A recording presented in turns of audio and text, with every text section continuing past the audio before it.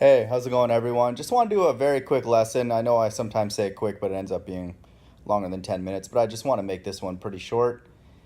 I want to talk about the stock market, and, I used to follow it quite a bit, um, just curious about learning about it and how to make, gains from it, and I got into cryptocurrencies and all that kind of stuff. But the stock market, you just have to, like, Google Dow Jones Industrial Average and you'll see like a bump and then another bump and then it'll drop down. And so those first two bumps are from the 2000 crash, 2001 crash around 9/11. And then the other crash was this 2008 housing bubble crash. And the thing that's crazy, if you look at Dow Jones, I believe the second drops actually further than the lowest point in the 2001. So actually, anybody who got in, um, at the low point of the 2000 crash, did well along the increase. But if they happened to not to pull out, they actually had less money after the second crash was complete. So, that's alarming that much money can be infused into a system, and even if it's being manipulated, it gets increased, and then we know now that it's being, dropped on purpose through these other events. And then it's crazy to think that a second major bump can drop further than the first one with that much money in the system. What does that say about the confidence of investors in what they're investing? So we see now another major plateau. It looks like the Dow Jones has peaked in around end of January, around 26,616. I just happen to remember that number because I've looked at it a couple times. I believe it was over, almost 27,000. So it's kind of been, down and, fluttering in and around that for the last 6 months.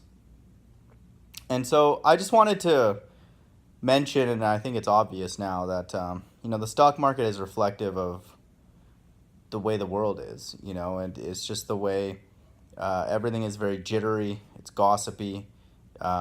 Things that don't make sense, are driving the increase and the decrease. Netflix went down yesterday or today, I guess, and subscriber growth, um, was not what was expected.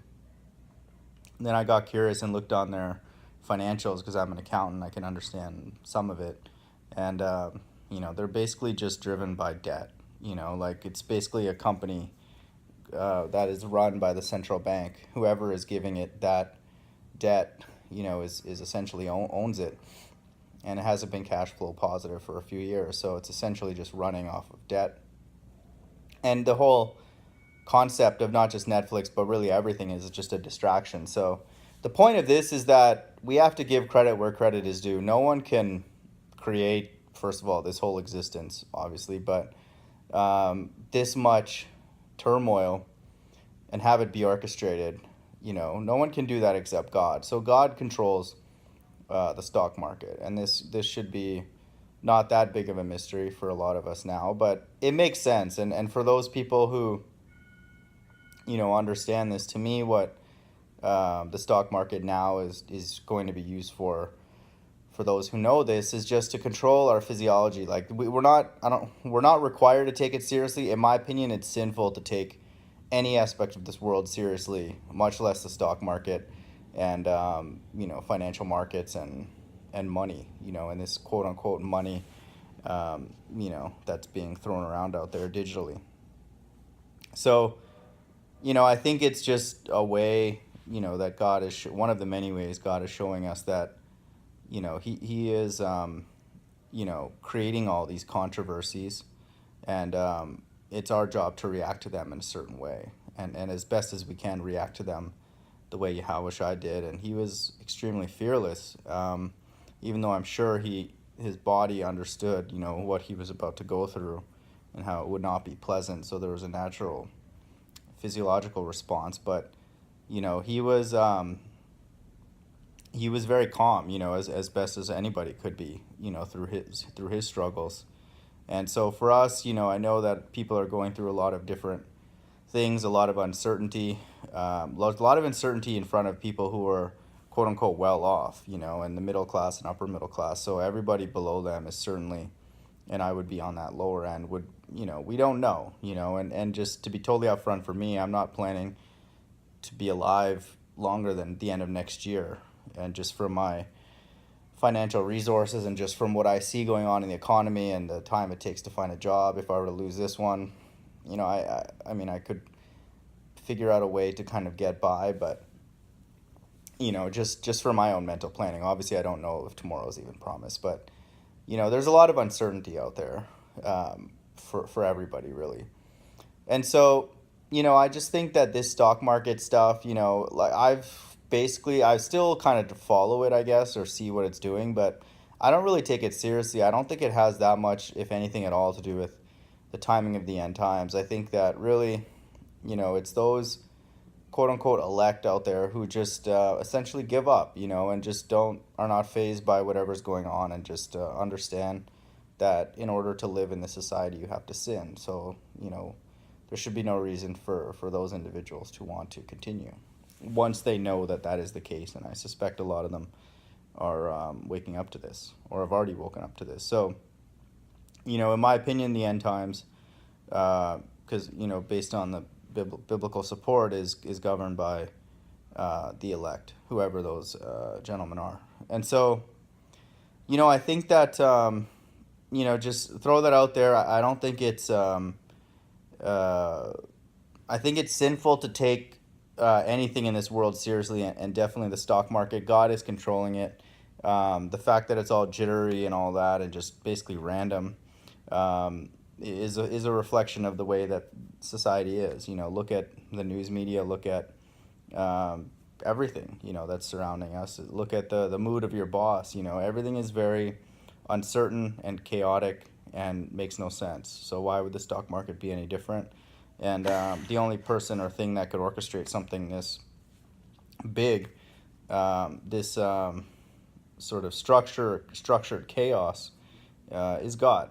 And now for us being aware of that, or having faith in that, gives us a lot of comfort, because we can just basically ignore it. I don't think that God would recommend anybody to following something. Is okay to be aware of it, but to actually think that that is of any relevance, or whatever, it's it's not. And I don't think we're supposed to take it seriously, because it's a joke. Like, really everything, our financial system, all of it is a complete scam. So we should just recognize a scam, and whatever small amount we have to do to take part in it. I've left my investments. They've gone up a few years ago quite a bit, because I was in gold and precious metals, and they've dropped quite a bit. And I just don't think about it anymore. Like, I really, in many ways, I feel like the righteous thing for me to do is actually kind of root for all of my money to kind of be taken away, or all of my investments to become, worth very little. And then, then I would be just running out of resources, and then that would be fantastic. It's like, that's basically putting a hedge, on the goings on of the world, and this is what I feel like, God's people are doing, and we see that on all these new, alternative news channels. Everybody's anxious for this crash and stuff. So there is a genuine sort of excitement, even though it's scary what the results will be. But it's like, a hedge is basically when something goes down, a person will plan for that, and either mitigate their losses, or make money off of it. So we're actually putting a hedge, in the sense that when things go down, it actually brings us joy, because like we know that then we're one step closer to the end. And the same with our net worth. It's like, if the worst case is me to like not have anything, then, and all this financial system does what it's doing, and continues to manipulate the numbers and take what I have. We have biblical examples of when we're taught to just, if someone takes something, tell them to take something else. It's like, everything's God's. If God wants to take something from us and give us something, it's his, so he's taking it. It's like that is, to me, the fundamental point of this, is that if God gives you something through the stock market, that's great. If God takes it away, great. And in many ways, in these days, we should all be really happier when he takes it away, because that means that this system, especially for those whoever those individuals are who are very, very close to God, um, that means that everybody is one step closer to this end, coming. And so I promise to make this short video. It's over 10 minutes, but just to summarize, God controls the stock market and everything.